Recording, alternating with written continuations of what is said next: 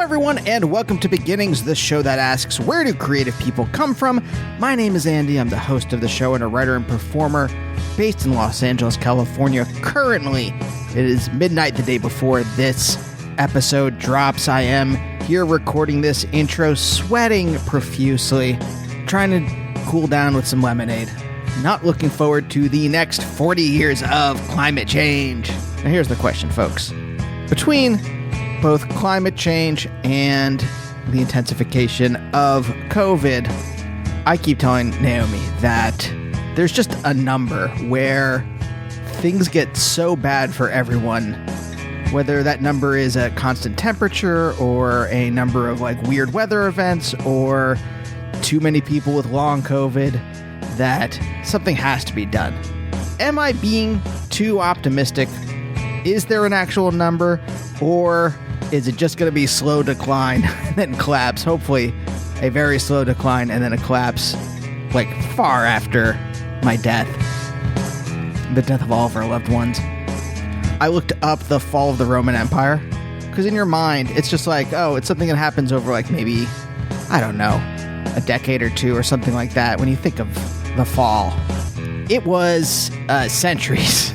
It was a long time. It was decades and decades and decades. Maybe centuries is too much, but it was definitely a century, if not more.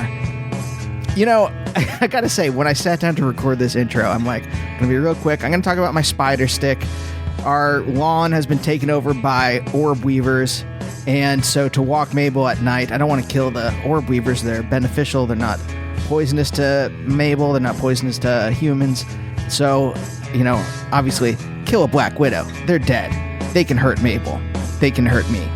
But an orb weaver, no, they're gentle. They just kill mosquitoes and stuff like that. They're very beneficial.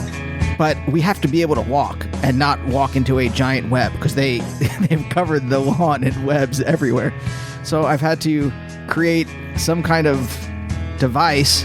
And by create a device, what I mean is I got a Swiffer dusting stick and I took off the dusting part, and so it's just this kind of like plastic stick thing, and I use that to gently move the webs so that we can walk freely.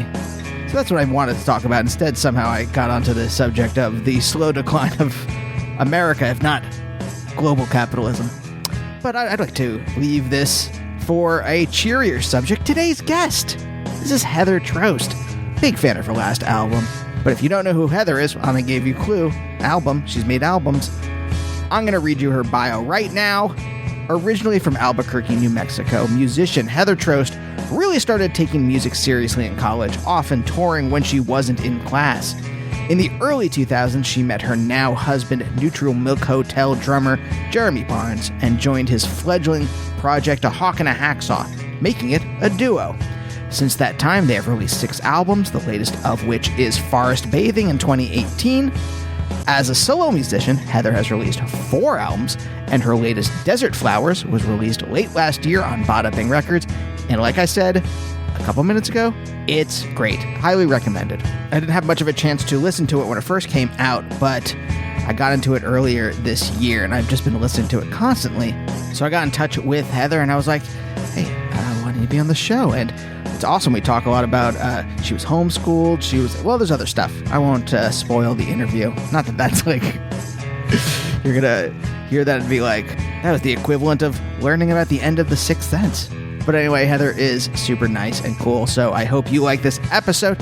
And if you do, what I like to do here in the beginning is a little recommended if this is your first episode, or maybe you've only heard the show once or twice before, I like to suggest some other episodes you might want to listen to. Now, I talk to hundreds of musicians and writers and authors and TV people and directors and artists and comedians. But recommend it if you like. If you like Heather, musician, maybe you like other musicians. You know, this is just a handful of people I've interviewed recently. Zena Parkins, Carl Newman from The New Pornographers, Water From Your Eyes, Satomi Matsuzaki of Deerhoof, A.V. Tear. Those were all very good. What about, okay, so here's a little bit of a 6 degrees of Kevin Bacon type thing. Heather works with Jeremy, her husband. Jeremy was in Neutral Milk Hotel, which is part of Elephant Six. I have talked to Will Cullen Hart from Olivia Tremor Control before, Kevin Barnes from Of Montreal. Check out those episodes. If you like what you hear, why not subscribe to the show? Wherever you get your podcast from, why not leave a review? You can also find me on Twitter and Instagram and Blue Sky at Andy Beckerman. Honestly, posting just some nonsense every once in a while on Blue Sky, but Twitter is just so awful these days. But, you know, as always, I'm trying to at least just write some jokes there. Coming up, like 2 months, we got the 600th episode. I recorded it just a little while ago. It's great. But on the road to 600, so many good folks. Jad Fair next week, Teenage Fan Club, Will Oldham. That was awesome. So stay tuned for those. But for now, let's talk to Heather.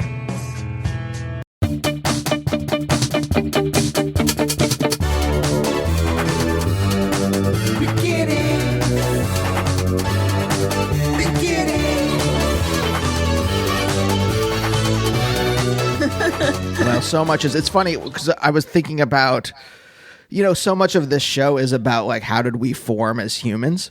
And I was talking to someone on Monday who, their whole, you know, they make political stuff and they do political podcasts. I'm pretty far left. And we were talking about how in the 70s, everything shifted, like all the kind of like structural things shifted and capitalism became global, like a totalizing force globally. Yeah. And so it allowed us, the structures are such that it like there's an almost Darwinian kind of selection for psychopaths. And the fact that we are not all psychopaths is a true miracle, because we should all be psychopaths because of the way that everything is structured economically, but we're not. Right. Yeah. Thank God. Well, yeah, it's interesting because like the 70s, that was like pre-Reagan. And then I feel like Reagan just instilled all of that like ideology really hardcore. And I mean, I know that like capitalism it's like a religion for people. Yeah. Yeah, in such a way that, like, because we're on strike now, and you see how much money these businesses have lost. Yeah. And you realize that their goal is not necessarily making money, but destroying labor. Right. To the point where they will hurt their businesses badly in order to crush us. And that is this kind of religious fervor. It is. Yeah. Total, like, zealots. And like the nature of capitalism is, I mean, in a way it's kind of like AI. It's like this thing that can never be stopped, right? It's like eating until it eats itself, you know what I mean? So yeah, I don't know. And I feel like we're moving towards the sort of like death rattle maybe of all of this stuff, all of this, you know, white male privilege and capitalism and the hegemony and powers that be. It's like, my hope is that hopefully this is like the worst. It's gonna, like, it's eating itself in a way. And I don't know. That's my hope, is that it's like the death nail, but it could be wrong. Yeah, I hope so too. No. I mean, it is, but I just don't know how long it's going to go on for, and how many people, and whether I and my loved ones will get ground up as the death rattle flies out of the body. Will we get like smashed in the sonic sound wave? Is that the metaphor, I guess, as we're using this? Will we get smashed or will we survive it? That's my big anxiety at the moment. Yeah. And they don't care. So I'm feeling my shoulders because I'm like, oh yeah, this is where the anxiety lives. The anxiety. This is where, yeah. So how long has the strike been going on now? This is week 7 right now. Wow. Yes. And like, is there any progress or? No, there's progress in the sense that we keep gaining allies, and the solidarity has become stronger, which is from what I have heard from the writers who struck during the '07 strike, said that by week 7, the lines had thinned out and people were grumbling. Writers were grumbling, like, let's just end this. Mm-hmm. And so everything is much stronger now, and people are militant. Like, people who as late as early this year or last year, who I didn't think were very political, have become very militant. So I think that's a very positive thing. That's a good sign. Yeah. And SAG just authorized a strike if their negotiations go badly, and the DAG, a lot of their members are agitating to reject the bad deal that their negotiating committee just negotiated, which is terrible, and a lot of people are agitating for no. So it feels like there's a lot of solidarity on our side and a lot of good vibes, I suppose. But yeah, I don't know. Who knows what the heads of the studios are willing to hurt their own bottom line to destroy us. So I don't know how long they will be willing to carry this out for. So right. I don't know. But you were saying you noticed a shift when Reagan took over. I mean, how old were you? I don't remember that, but in retrospect, yeah. I mean, I was born in 82. So yeah, so we're around the same age. So it's all like, in my head at least, it all felt weird, but I didn't understand why it felt weird in the 80s. And I'm curious if you kind of had similar intuitions or similar kind of like bodily feelings, like, this is strange, but I don't know why it's strange. Yeah, I mean, I really didn't. I had to like separate, I guess, from my family politically, which didn't really happen until maybe when I was like in the 90s more. So in the 80s, I was just kind of like, oh, like, I wasn't really aware yet. But I did know that Reagan scared me. I was like, he's a scary looking man. But yeah, I mean, I remember George Senior Bush getting elected, and then the Iraq War, or the Gulf War happening, and just being like, why are we, this is weird. I don't like war. Do you remember Bush himself, or do you remember Dana Carvey doing Bush? Because any memory I have is just Dana Carvey doing just him. Dana Carvey.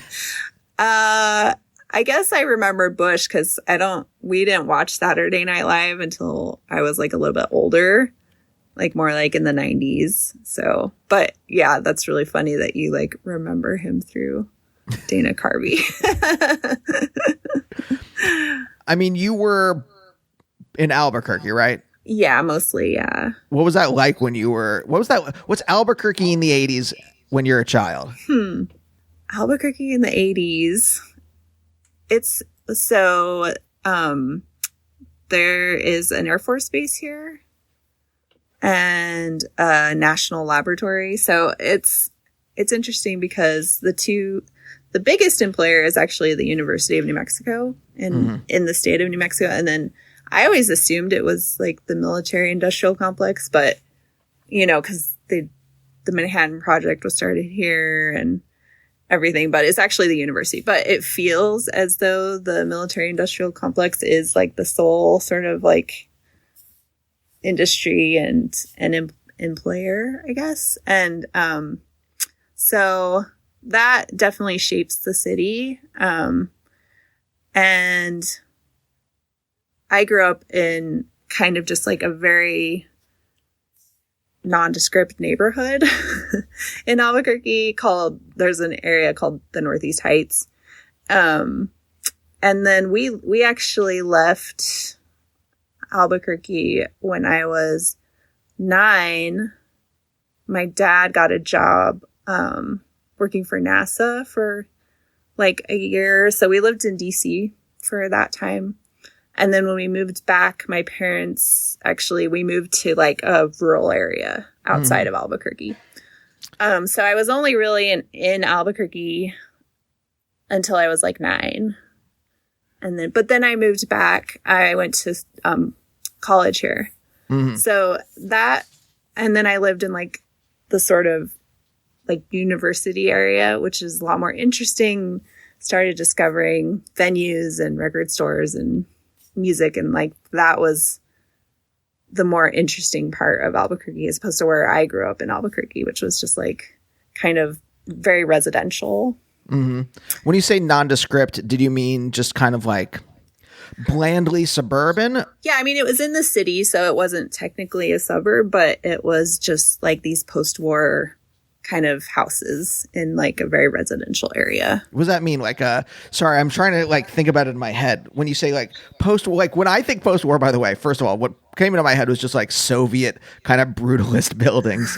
And I don't think that's what Albuquerque is. No, post-war architecture in Albuquerque is like these sort of like stucco or brick one-story houses with like the same size yard, and every house is kind of similar. Yeah, and you know, like cul-de-sacs and a little park at the end, and there's a grocery store like a mile away or whatever. So that feels suburban to me, even if it's city-ish. Yeah, it had suburban vibes for sure. So like, did you know people? Like, did you have friends? Like, because when I think of the suburbs versus the city is like people, like there are packs of children. At least this was my suburban experience. Packs of children running around after school. Oh yeah, definitely. Yeah, little gangs. Yeah. Little miniature gangs. You had that kind of experience, so it was like kind of a standard. Yeah, although my parents were a little eccentric in that, like, my mom kept pulling us out of school to homeschool us. So I partially went to public school and then would often just like end up doing a year of homeschool, or, I mean, I like to call it unschool because it wasn't really school. It was more like you have to have the curiosity to figure out what you're going to learn.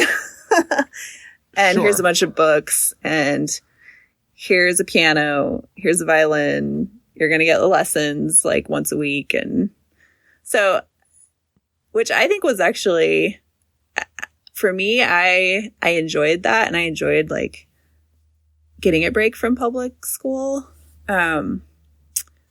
Because I just felt like I liked having the unstructured free time to develop, you know, my musical skills, and also just like daydreaming and like watching clouds and playing in the garden. And so it was interesting because, yeah, my mom like had lots of ambitions in terms of like what we would work on, but it mostly turned into like, you go figure it out. And then my dad doing like a science experiment with us on like Saturday. When you said they're eccentric, what do you mean by that? Well, okay, maybe eccentric isn't the right word, but my mom was very, she was just very questioning of sort of mainstream public education, I guess. Sure. There's a lot. There's a lot that's not great about it. But yeah, I mean, was she a hippie in the 60s? Like, what led her to be? Okay, well, she was not a hippie. She was really young when she had me. So she was actually born in 1960. So she was like a 70s child. Like, listen to Alice Cooper and. But yeah, I think she just felt that public school like wasn't living up to its potential in terms of creating humans. Yeah, no, for sure. So it's really coming from more of a creative impulse in terms of the strict nature of public school, or at least some public schools. Like I kind of wish I had gone to like more of a Montessori type school where you're allowed, like, it sounds like that's kind of what you were doing when you were being homeschooled. Yeah. I mean, I think she felt that the institutional nature of the public education that was available to us was such that it would just like sort of grind any creativity out of the child, which I totally agree with. Yeah, for sure. I mean, I support, and I think public education is super important, but it is, it is problematic, and it is sort of designed to make kids like follow the rules and think in a certain way, and rote learning, and like you said, like something like a Montessori is a little it just seems like it's a lot more catered towards like letting the individual blossom as opposed to like, I don't know. Yeah, it's interesting because it's so important. Public education it should be this wonderful, free, amazing social thing for everyone. And the reality is just not that great, unfortunately. Right. When I criticize public education, I'm not criticizing that it is public. I'm criticizing that it is used to, in many cases, not all, but it's used to discipline children as opposed to educate them. Yeah. And unless you have teachers, like I had a handful of teachers that kind of protected me from that. And they're great teachers out there. Yeah. Amazing. There were some amazing teachers that just kind of let me follow my curiosity or let me follow my creativity. Mrs. Burak, Frau Worley, Mr. Kitsock, handful of others that I can't. Mrs. Trowitz. So anyway, but they were really good about shout out like, Mrs. Trout. They were really good about protecting me from the disciplinary part. And I don't mean disciplinary like you do something wrong. I mean disciplinary like you just exist and they try to mash you down so that you are docile, I suppose. Yeah, it's true. I mean, it's like it's training people to enter the workforce or the military, or it's not trying to make weirdo artists. No. And the fact that anyone can get through that gauntlet, let's call it, and be a creative person on the other side is a miracle, I suppose. But it seems like you were given some space by your mom. Like how many years did you spend being homeschooled throughout it was like so random. It was like first grade, third grade, like kindergarten, I was homeschooled. So I homeschooled for kindergarten and first grade, went to second grade, homeschooled for third grade, went to fourth grade and fifth grade, and then homeschooled for middle school. And then by that time I wanted to go to school because I wanted to go to high school and I wanted like more social experiences, I guess. So I just said, okay, I want to go to school now. But yeah, during that time, like it was like, this really free, open timescape, that like I felt like I had like a lot of agency to sort of do what I wanted in terms of like curriculum or what I wanted to read or study, or, I spent a lot of time like just playing music and like developing my skill as a musician. Was that the thing that really caught your attention, or were there any other things that you were studying that you were really interested in, or was it always just music? I've always loved literature and reading. So I read a lot. I still read a lot. And I liked to write stories. So writing little stories, poems, and reading a lot. I kind of when I went to high school, I was ahead in like all of the sort of like social sciences and humanities, but I was behind in math. Unfortunately, math was not my, it just, I don't know.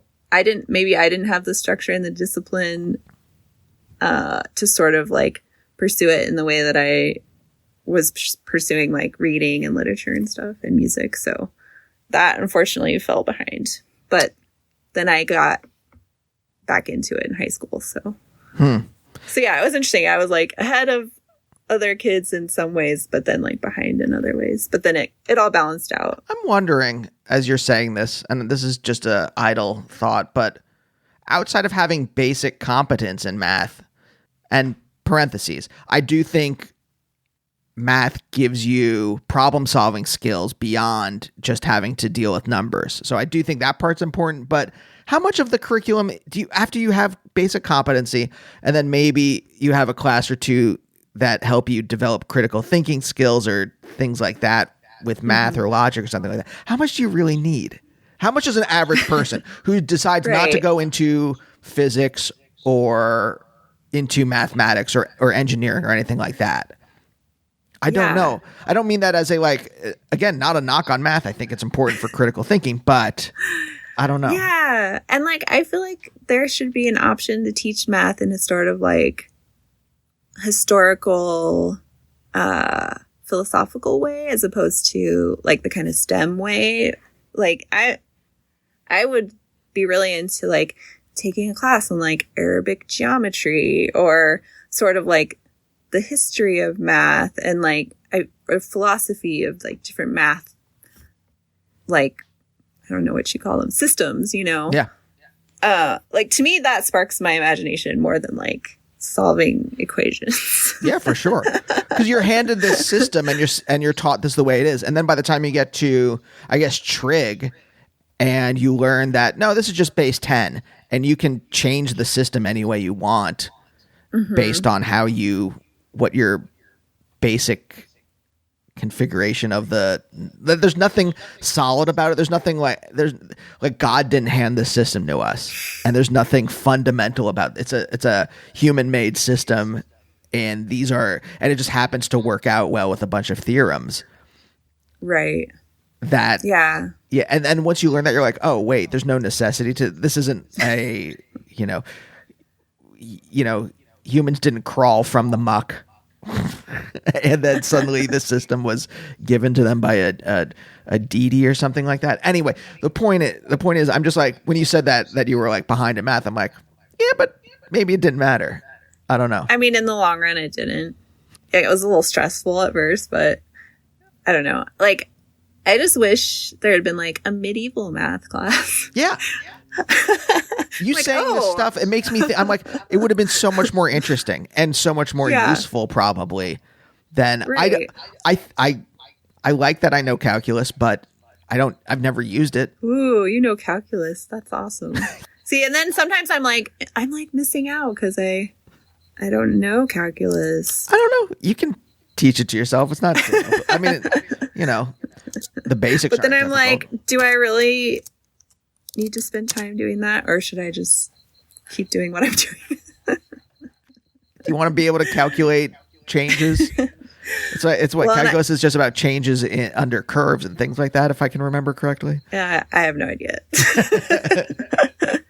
Well, it's funny because my dad and my brother are both like science math nerds, and then I'm like the weirdo black sheep artist. So I don't know. It is interesting because I do have like that in my family.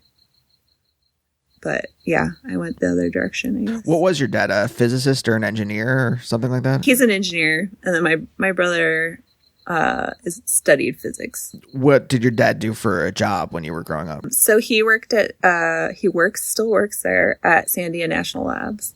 So he's an engineer there. And then my brother was working at the Idaho National Labs, like where they store nuclear submarines. It's really crazy. Yeah. So wait, but now he doesn't work there anymore. He is now like contracted and trying to like work on a thing to store the nuclear bad shit. It's interesting. What did your dad actually do? Was it military stuff? Like, I don't understand. I'm not sure I know what they do at the National Lab. So, like, the National Labs are basically, it is part of the government. It's part of the Department of Defense and Department of Energy. But it's like a separate, it's not actually a government thing, but they are basically working for the government. So like my dad does a lot of nuclear safety stuff. Is his big thing. Like he like will travel to fire departments and talk to them about what to do if there's a nuclear meltdown. But, yeah, it's intense. I'm like, nuclear safety, it's like an oxymoron, right? And New Mexico is sad because we have like this waste isolation plant. There's a lot of nuclear waste like coming through here that basically was just they're like, oh, New Mexico's a poor state. Obviously, they're not going to put it in New York or California. They're going to put it somewhere like New Mexico with a lot of open space and, you know, not a lot of political or monetary power to sort of protest. So, yeah. It's an interesting place to live. So was your dad on board with your mom doing these kind of homeschooling years? Yeah, he was. He was just like, okay. So wait, was whatever. Okay, hold on. Was he into it, or was he just kind of a hands-off kind of guy? He was a little hands-off, but he did like to do like science experiments with us, which was neat. Okay, so he liked that part of it. Yeah. So, I mean, what led your mom, I mean, what was she like when you were growing up that led her to be this kind of like, I don't like how the system is kind of conforming you, so we're going to have these little years where you're doing your own thing? I think she was really into, I mean, she was kind of a hippie in some regards. Like, she was very into like health food, and like we didn't have candy or Coke, or, you know, we ate the brown bread and didn't have sugar cereal. So, I mean, in some ways she was a little like, I mean, I won't say like a homesteader because we lived in the city, but there was that kind of vibe of trying to be a little separate from like the mainstream, I guess. Was the year in DC disruptive, or because you had already kind of been taken out of school at odd times, it was just like, oh, this is just another thing we're doing? It was like a fun adventure. It was great, actually. I think that was like the first time I remember being on an airplane, and it was like a very long flight. And I'm the oldest of 4, so I have 3 younger siblings. Oh, wow. Which is like going to the East Coast. Like, nobody had ever seen a family of like with 4 kids. They're like, what? And then it was really interesting going to the East Coast, like being from New Mexico, being from the West, and like people just looked at us like we were total freaks, like this homeschool, large family.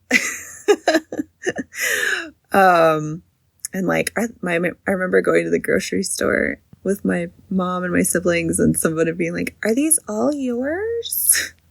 And my mom was just like so annoyed. It was really funny.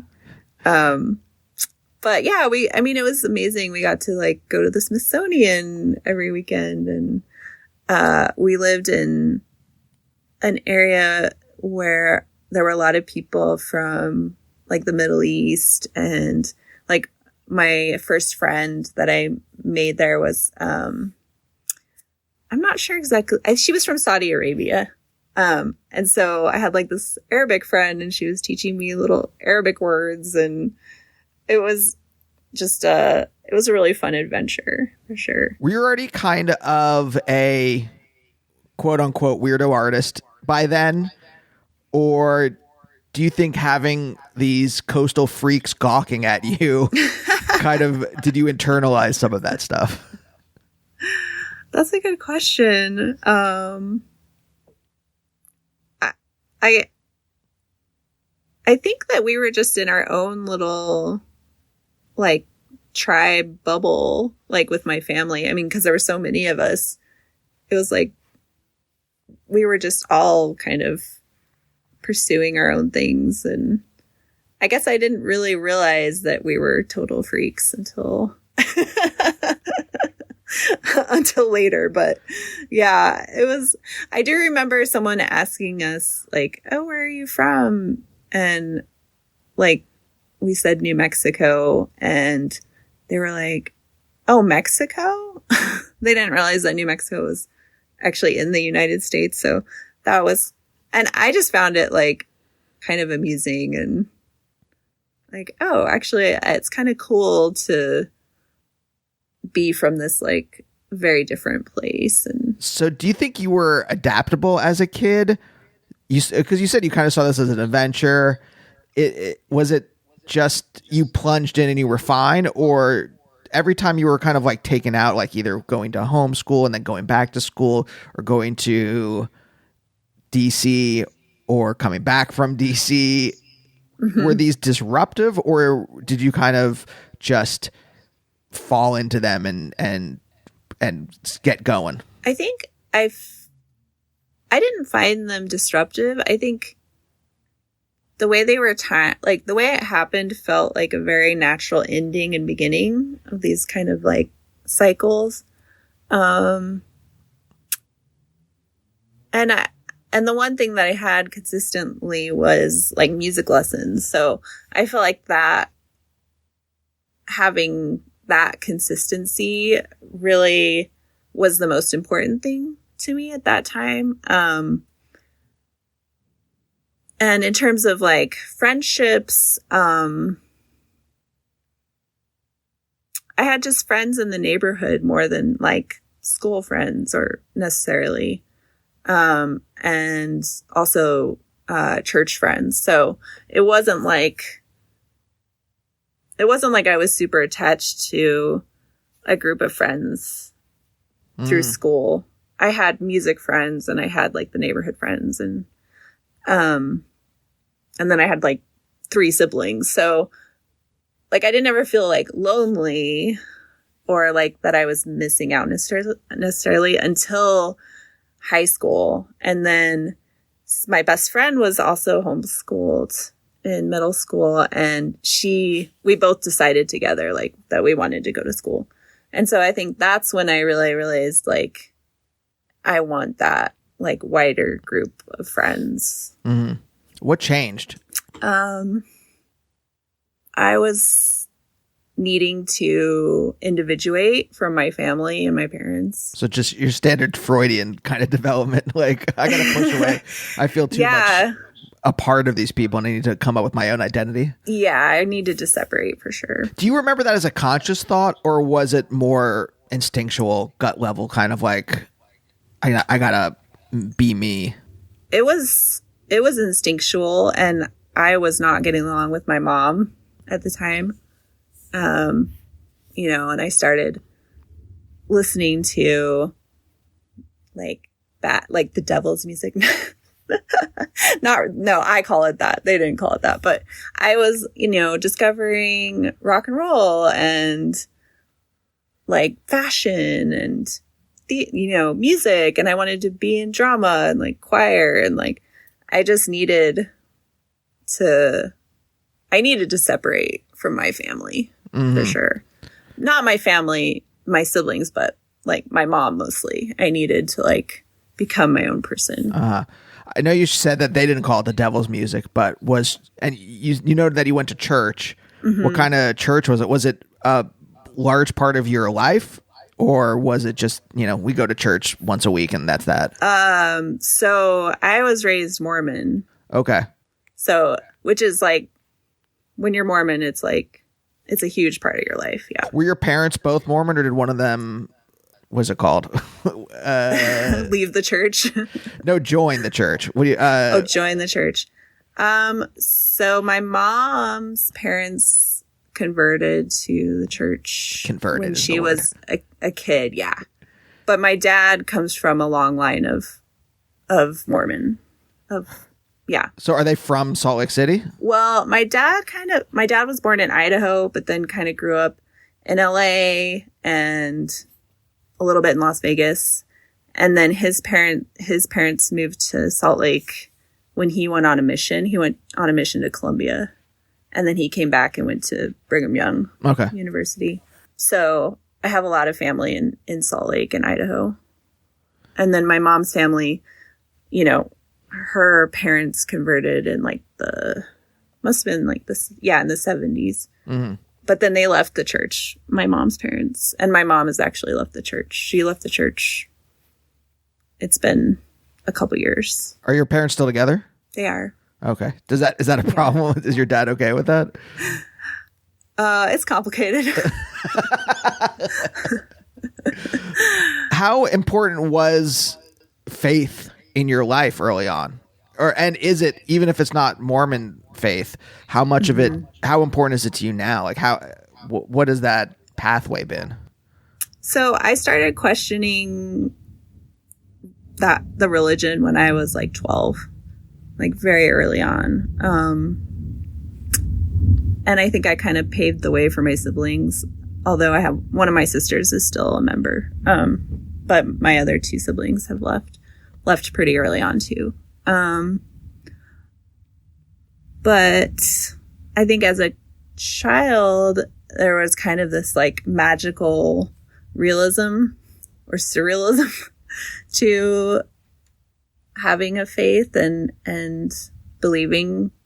Like it just kind of seemed like this fantastical thing, like kind of like a fairy tale, I guess.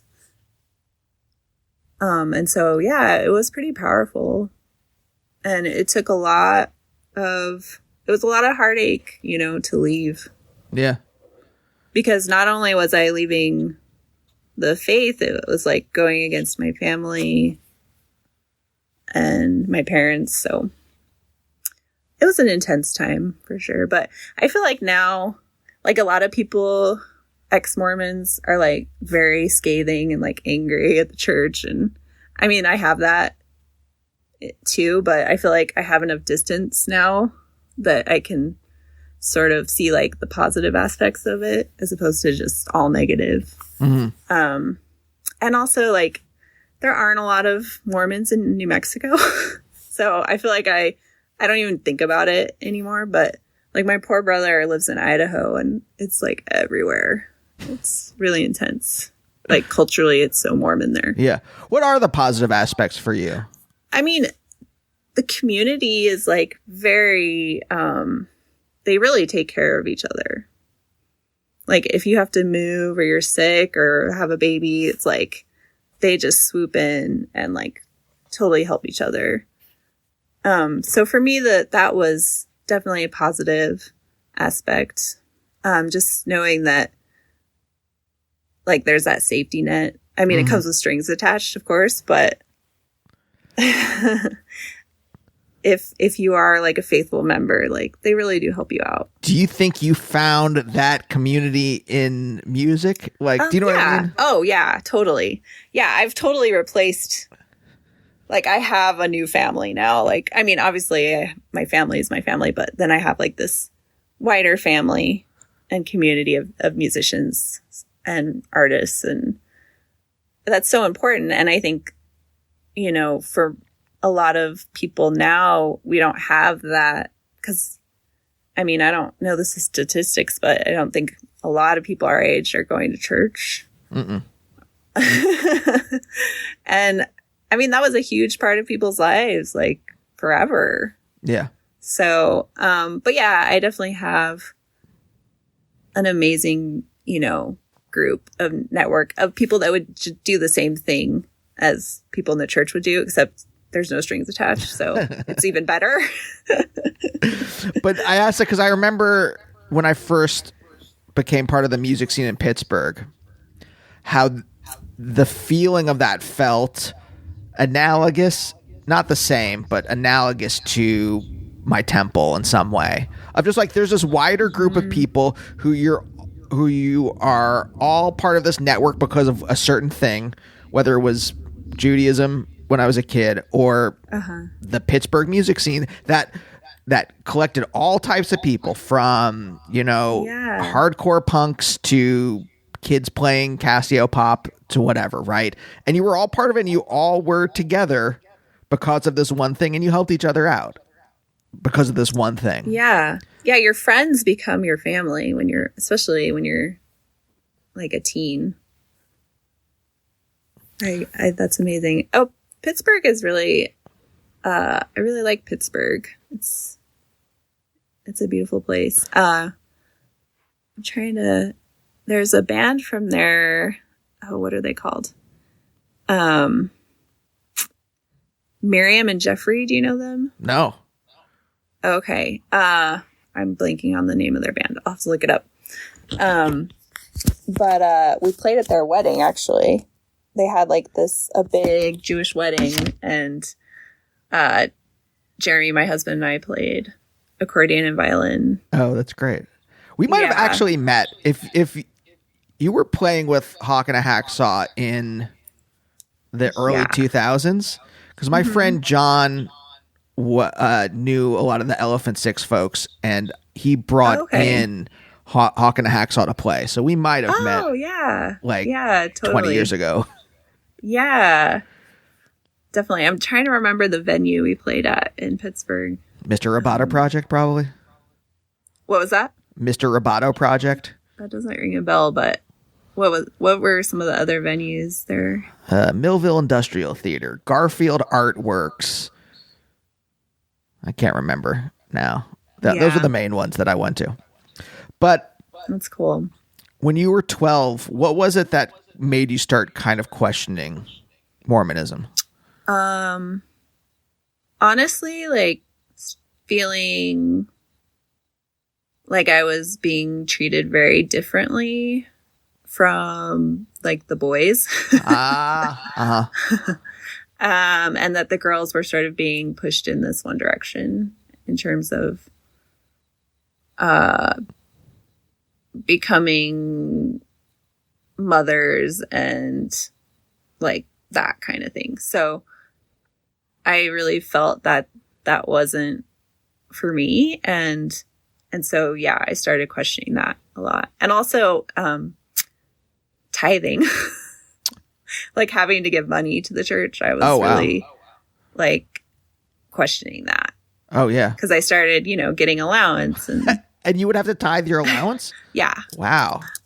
That's okay. So I have a friend who's an ex-Mormon, and we've talked about this before, but it seems to, it's very gendered, and it pushes like I remember we were watching some music videos, some very wealthy Mormons. I guess their daughter wanted to be a pop star, and so they, paid to have her make music videos, and they're all very generic. But through that, the mother and the family became basically a quote unquote momfluencer, and is like big on Instagram. And what I've noticed is that because the father in the family is I guess what is it called? The Oath Keeper or something like that? Oh, that show. Oh, I don't know about. I just know that there's something something keeper. I don't know, but the father is the head of the family. Then the way that the mom in this family, and he said this was somewhat typical in Mormon families. She becomes like the household is her domain, and she expresses her identity through the household and the way the household is organized. And it's just so very, classically, stereotypically male and female in this way. And that's kind of what made you like, what bugged you about it? Just that kind of stuff. Like, I mean, specifically in you, because other people, it wouldn't have bugged them, or if it did bug them, they wouldn't have done anything about it. Like, what was it about you where you suddenly kind of like pushed against it? Yeah, I felt like, I could just kind of see that my mom and like the women that I knew, like my mom's friends, and they were in very like subservient, submissive kind of roles. And And that was just like impossible for me. I really just started questioning that. And I even questioned like dogma, like why couldn't God be a woman? Like these kind of more philosophical questions. And I actually asked that in like a class, like a church class, like, well, what if God is a woman?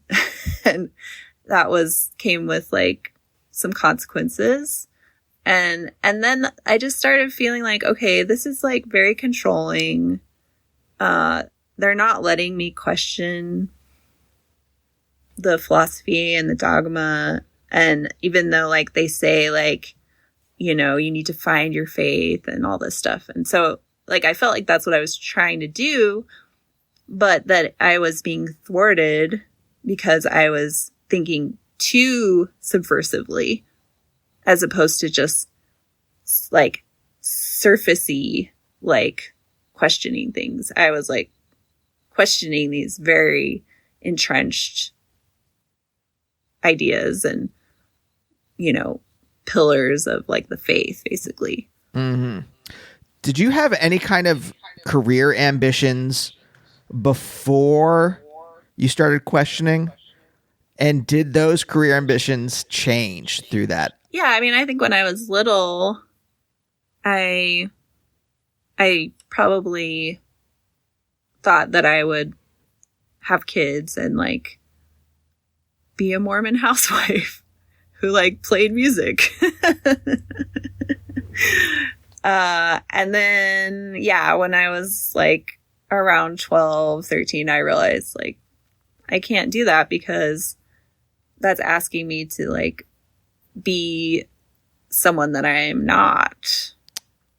And that, yeah, I think I knew I wanted to do something with music, but I didn't exactly know how or what that would be or look like. But I knew that like I didn't want to just follow in those footsteps, I guess. Yeah. So you were pretty self-aware because at 12 or 13 or, you know, whenever you really started to like put this together, you know, you could have just been someone who was like, exactly, I'll be a housewife and I'll play music on the side. But you were like, I know I can't do that. Yeah, I definitely knew it. And so, yeah, then I had to start pushing pretty hard to get out of that. So it was an uphill battle for a while. Yeah. When was there a rupture, or when did you finally break with the church or with your parents? It was like a 4-year battle, honestly. So every Sunday, I would fight with my parents to not go to church, or, you know, like when kids, hi, kitty. When kids start high school, they're supposed to go to something called seminary, which is like you go to church before school. And I couldn't get up. I was like, just making a teenager get up that early is just cruel. Yeah, for sure. And so it started that I just like, I couldn't get out of bed, and I just started refusing to get out of bed. Or I would go and then like have one of my friends come pick me up, you know. So yeah, then I started making a lot of friends that were non-Mormon,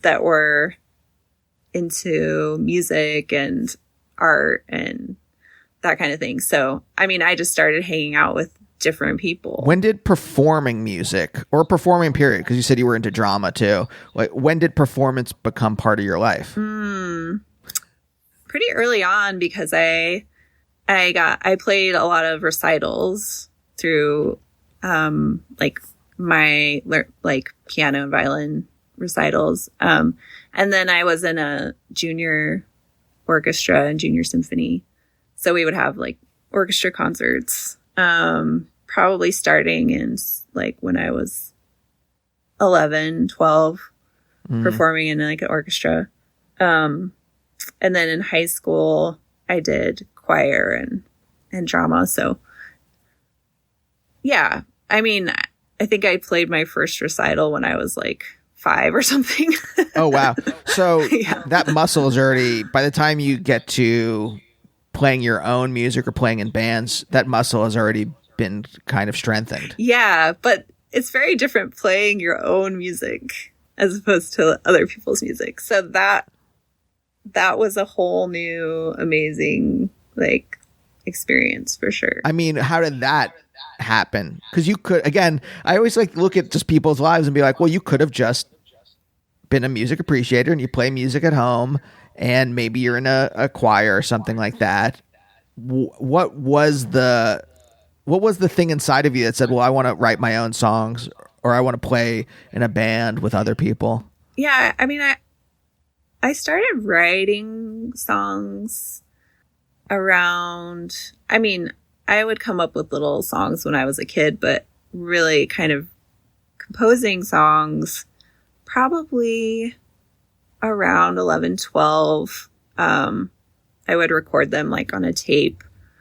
And I discovered that I really loved the minor scales and the more interesting scales as opposed to major. There was something about the minor scale that really set my imagination going. So I started just writing all these these minor songs. So very sad songs.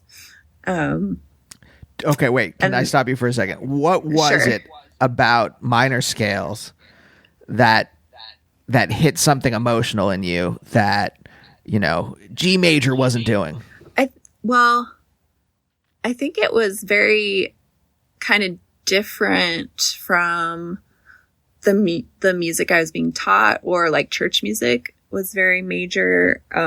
So in a way it felt a little bit like mysterious and a little more like subversive or forbidden or something. There was something about it that wasn't just like happy go lucky, like Jesus wants me for a sunbeam. Like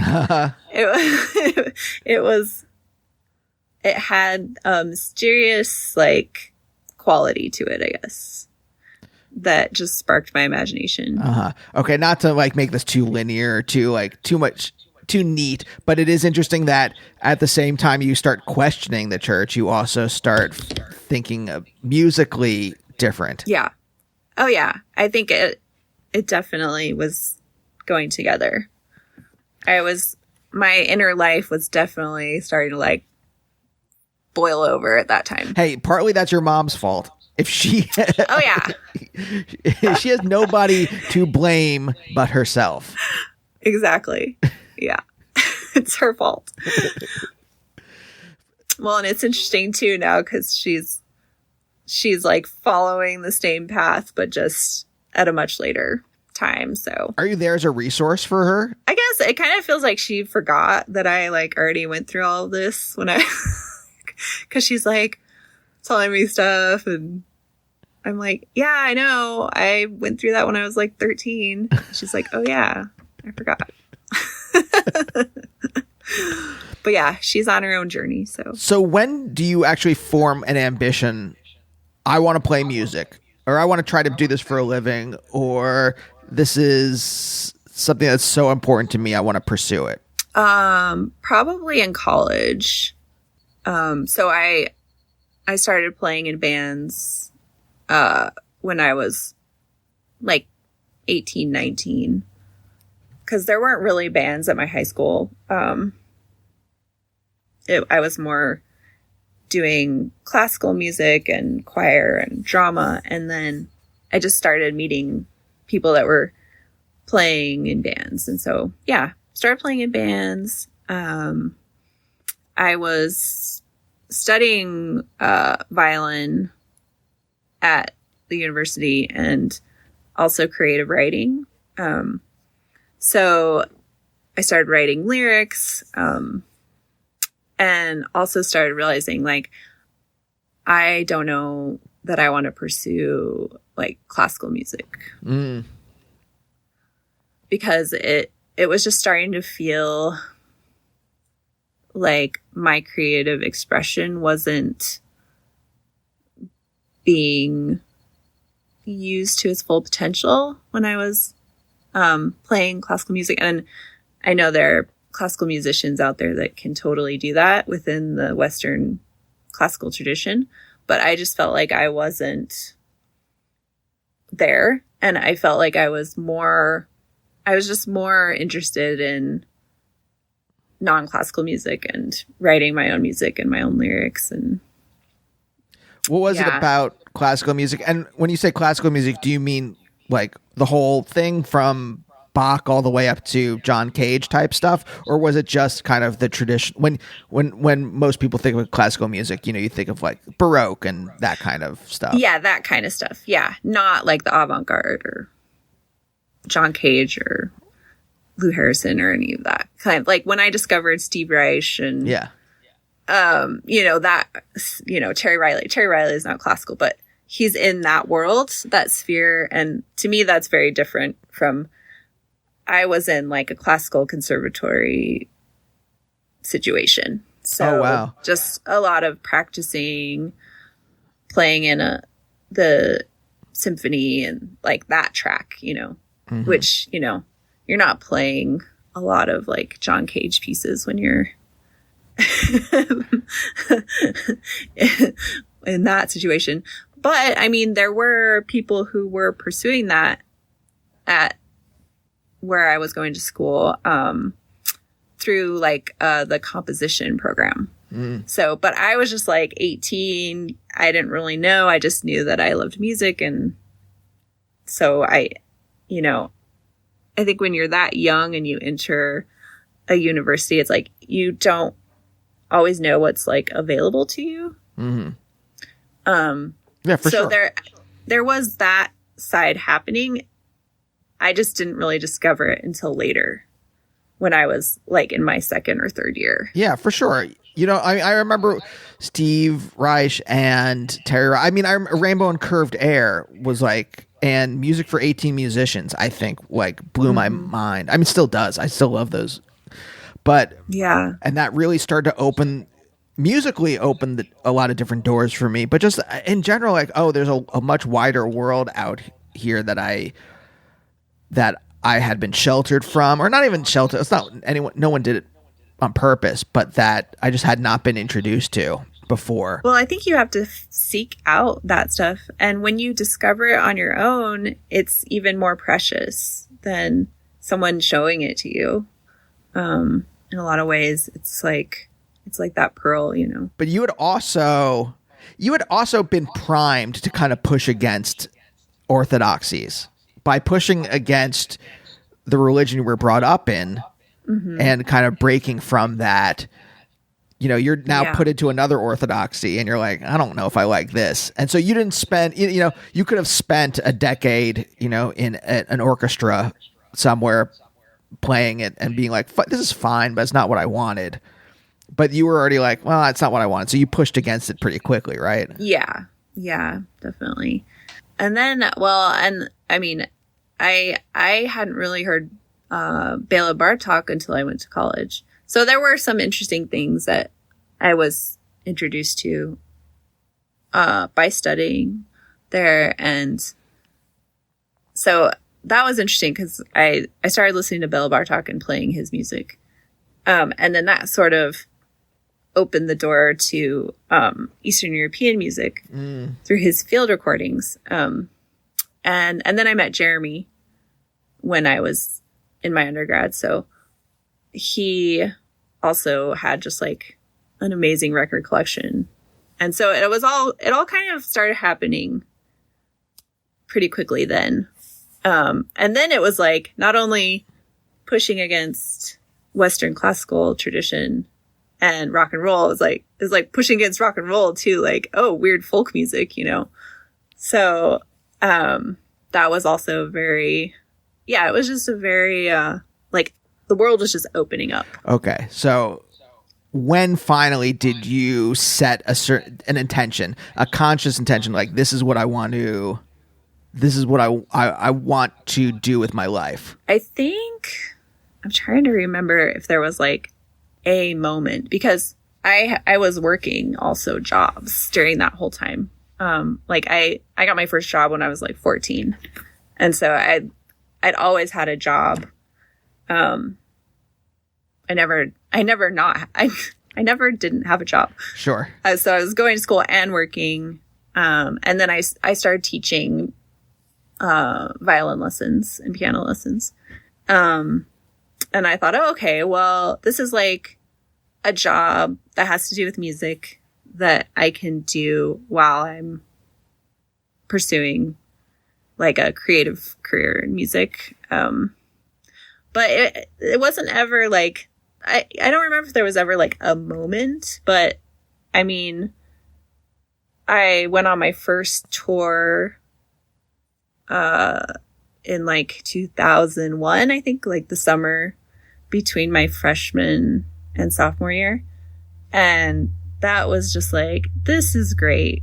Like, it was a very DIY tour. So then I started like booking shows and trying to go on tour whenever there was like a break in school. Like, if I was not in school, I wanted to be on tour. And I realized that I loved that. Like, I loved being in a band and like getting in a van and playing. And I was also in a band with my best friend. So it was great. And then I started playing with Jeremy, and this was in 2004. We met in 2004, and we got a tour booked, in the UK and Scandinavia. And I was just like, oh my God, this is like, I have to do this. And I had to skip school. I had to miss like 2 weeks of school.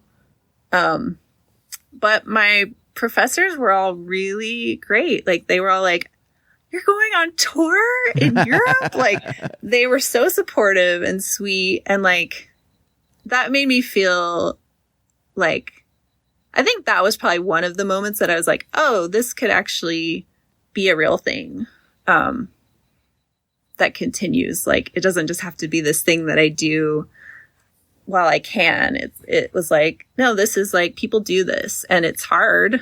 It's not easy, and it's a struggle, and you know, you're probably gonna have to like work a side job, but you can do this. So yeah, so we did that tour, and then we went back to Europe that summer of 2005, I guess. And then I graduated, and then it was just like tour, record.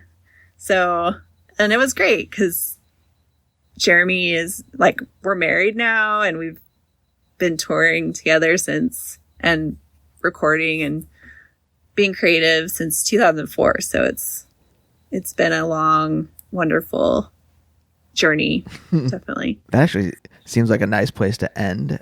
Heather, thank you so much for joining me. Thank you. Thanks so much for having me. Such a delight talking to you. Yeah, you as well. And we'll see you next time. Bye. Bye, oh bye, oh bye.